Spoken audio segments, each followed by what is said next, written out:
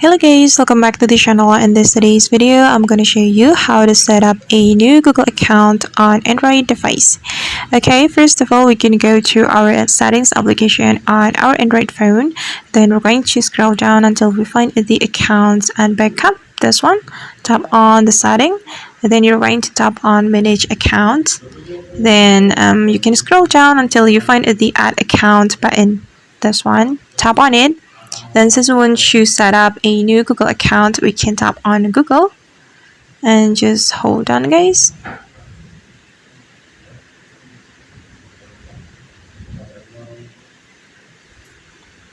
Okay, and here you can sign in with your Google account. You can input your email or phone.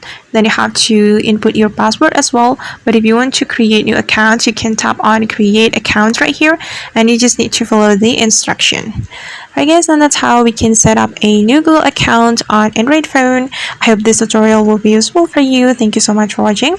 And if you found this tutorial helpful, don't forget to hit the like button, leave your comments, and also subscribe to the channel. See you in the next video.